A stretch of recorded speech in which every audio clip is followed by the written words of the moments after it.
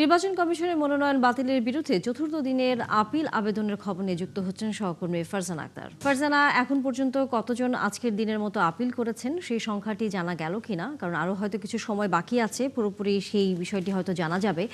এরই মধ্যে কোনো হেভিওয়েট প্রার্থী বা তার পক্ষে কেউ এসে আপিল করেছেন কিনা সে সম্পর্কে কোনো তথ্য আছে কি আপনার কাছে? তানিয়া, এখন পর্যন্ত সব মিলে ৩৭২টি আবেদন পড়েছে এবং আজ সকাল থেকে যদি বলিস, আজ চতুর্থ দিনে ৭০টির মতো আবেদন পড়েছে। এবং গত ৩ দিন আমরা যেমন দেখছিলাম প্রার্থীদের বা তাদের পক্ষের উকিলের উপস্থিতি, আজ কিন্তু আমরা সেটি বেশি দেখছি। আজ আবেদনও বেশি পড়েছে সকাল থেকে এবং বেলা যত বাড়ছে আমরা দেখছি প্রার্থীরা এসে ভিড় করছেন। তবে সকাল থেকে আমরা এখন পর্যন্ত কোনো হেভিওয়েট প্রার্থী দেখিনি। তবে গত ৩ দিনের মতো আজও আমরা দেখলাম স্বতন্ত্র প্রার্থীদের উপস্থিতি, যারা আসলে ১% ভোটারের যে স্বাক্ষর বা ১% ভোটারের যে সমর্থন সেটিতে আটকে গিয়েছে বেশিরভাগই।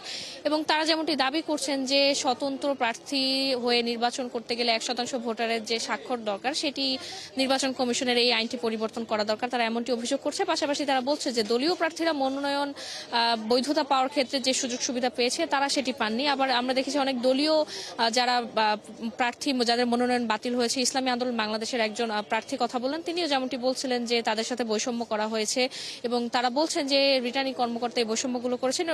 এর অপর দিকে আমরা দেখছি যে রিটার্নিং কর্মকর্তা যেমনটি বলছিলেন যে যাদের হলফনামায় তথ্য ভুল ছিল বা অসত্য তথ্য ছিল, পাশাপাশি অনেকেই কিন্তু আসলে আবেদন সম্পূর্ণ করতে পারেননি, অনেকে বুঝেননি আসলে কিভাবে পুরো আবেদন ফর্মটি পূরণ করতে হয় এসব কারণে। পাশাপাশি অনেকে বিলের কাগজ জমা দেননি বা যারা ঋণ খেলাপি আছেন, এসব কারণে কিন্তু তাদের প্রার্থিতা বাতিল হয়েছে। এবং তারা যেমনটি প্রার্থীরা এখানে যারা আসছেন আবেদন করছেন, তারা আশা করছেন তারা ন্যায় বিচার পাবেন। এবং আজ সকালে প্রধান নির্বাচন কমিশনার কথা বললেন, তিনি যেমনটি বলেছেন যে আসলে আইনে যেমনটি আছে আইন অনুযায়ী সবাই যারা আবেদন করেছে তারা ন্যায় বিচার পাবেন। এবং তিনি যেমনটি বলেছেন যে আসলে এবার কোনো পাতানো নির্বাচন হবে না এবং এই যে আবেদন পড়ছে এই আবেদনের শেষ সময় কিন্তু আগামীকাল, এরপর 10 থেকে 18 তারিখ পর্যন্ত শুনানি হবে। সেই শুনানিতে জানা যাবে যে আসলে নির্বাচনী দৌড়ে কারা টিকে থাকলো আর কারা ছিটকে গেল। তানিয়া।